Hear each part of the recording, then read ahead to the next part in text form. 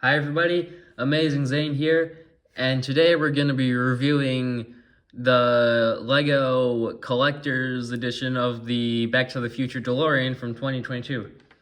But first, I'm not sure if you can really tell, but I ended up getting a new studio. So yeah, hopefully I'm going to start uploading more often because I now have a pretty efficient workspace. Well, let's get back on with the review. So we'll look at this stuff later, but for now I just want to focus on the car, which it's a I had a fun time building it. It was pretty fun, and I also like the piece that they came up with for the cockpit. The come on, I think I might need two hands for this. Yeah. The trunk also opens up, and you got the hoverboard from 2015 and Back to the Future 2. And you also have in here, hang on. There it goes. I'm doing this without a script. So you have also the plutonium crate, and they have the handle with care label on there. And you open it up, and there's a couple things of plutonium in there. I wish it was a little more though, since in the movie it was like a 12-pack of plutonium canisters, but I like it. One real challenge of assembling it was this part right here, because these pieces kept popping off. You can kind of see some stress being put on them still right now. And inside is good as well. You got the flux capacitor in there, and at the back, there's actually a light brick which you can press, and it will light up the flux capacitor. I got stuck a bit there, but yeah, there it goes. So it's pretty interesting. The doors also open up, but the problem is you don't really... Yep. Yeah, right there. They don't really stay up too well. So I think some YouTuber made a fix for that when the set came out, but I haven't built it. I don't think I have the pieces for it. Inside the cockpit here, we've got the steering wheel, and if we get the wheel out of the way, you can see the time circuits. And these are based off of the scene when they first tested them. They actually look kind of cool when you press that light up brick I showed you earlier.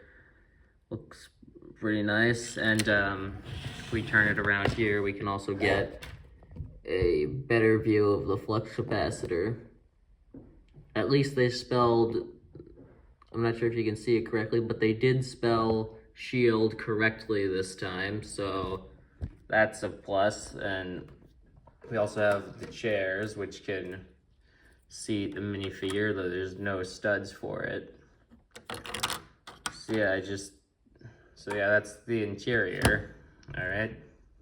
Moving around to the back, we've got the two exhaust vents, I guess, and the out of time license plate, as well as the plutonium chamber. Some wiring, it's kind of hard to do, and you also have got the rod, which they use to, you have the stick that they use to go in 1955 to send Marty back to the future.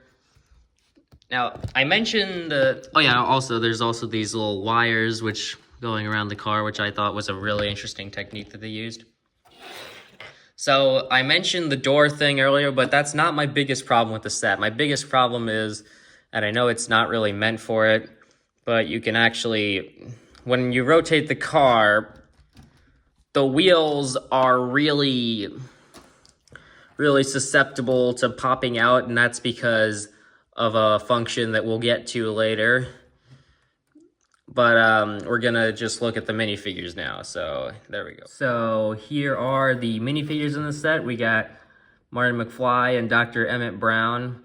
These are both based on their outfits from the opening of Back to the Future Part 2, which I don't mind it, but I would have rather seen an updated version of the minifigures we got in the Lego Cuusoo set in 2014. And another thing I don't like about Marty is it has side printing, which is kind of rare to see from Lego, but I wish that these were dual molded too, because it's supposed to be gray, but just seeing the break in the gray there, it's really off-putting. And the face and hair, I don't really like either. Wish it was a darker color. The black is cool, though. It's got the activation speed, 88 miles per hour. Fuel for plutonium, which, even though it technically got upgraded to trash or whatever it is that Mr. Fusion does. Then the year, and looking around the back of the minifigures, they're kind of plain, but each of them has an alternate face. And oh wow, Marty's head is tight. Come on. And Marty's alternate face is nothing too special. It just reuses an old Han Solo head. But Doc Brown has the scared face, which it's kind of an expression that the character wears a lot throughout the films.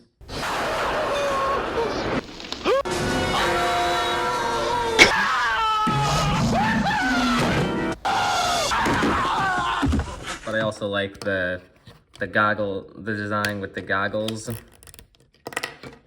Yeah, I don't know why his head is so tight on there.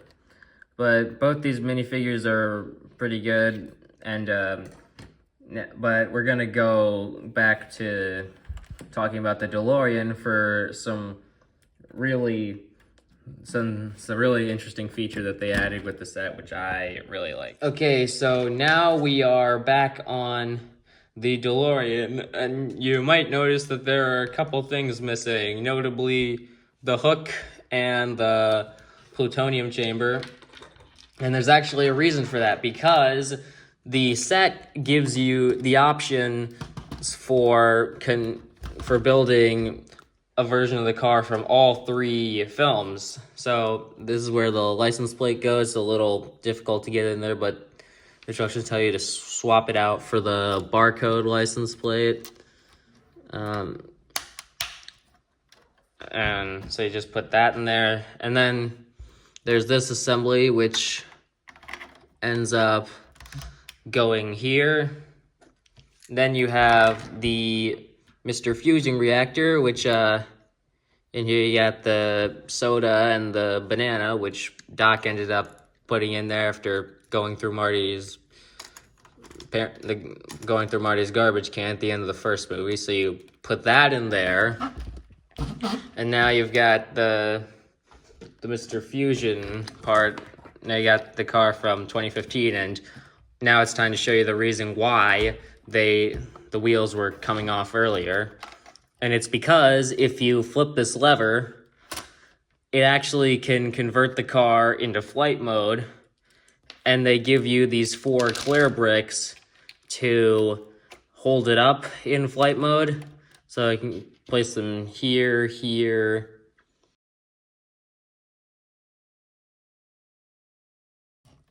So you place them in these spots, and I just flip this again. And now you can just have it hovering like this without the wheels touching the floor. So that's pretty cool.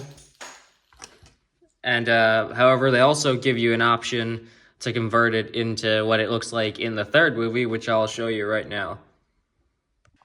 Now we have the DeLorean from Back to the Future 3, which not really much changed in the back, but you did have to swap out the old wheels for these wheels that Doc puts on the DeLorean once they dig it up in 1955.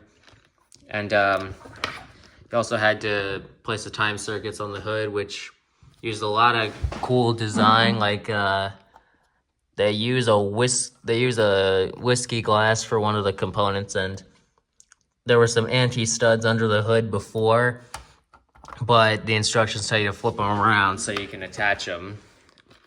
And yeah, that's all of the versions of the car. I mean, if you wanted to, you could take the tires off to recreate the scene where they put it on the train tracks in 1885 for whatever reason, but I wouldn't recommend doing it.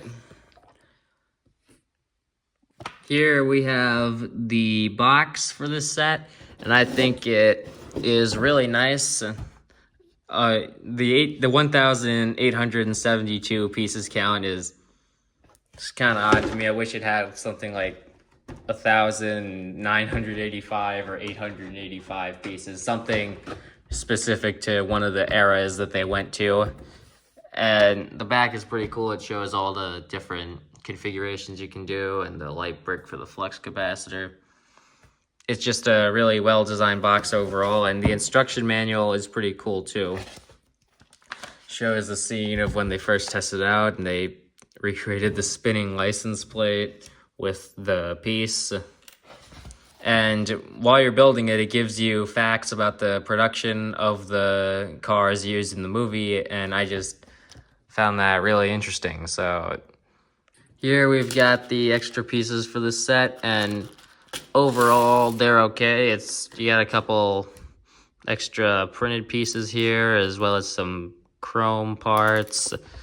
I like the extras of this piece, as well as the sand green Unikitty horn that features on this side of the car. And also, there's also a couple pieces from that assembly I showed earlier for the part 2 build that just went in here. I just kind of forgot about it. I apologize for that. And here's all the extra pieces for the other configurations along with the brick separator. So overall, I think that this set works really well as a display piece, but the fact that there's the action feature of rotating the wheels, it kind of ruins it for me, especially since the wheels have a tendency to detach when you roll it. The minifigures are nice too, and I like the black, but overall I feel like this thing is just meant to be a display piece. I do like the customization of the stuff like the Mr. Fusion and other things though. So yeah, that is it for my review of this set. Thank you very much for watching, and I'll see you again soon. Like and subscribe. Bye.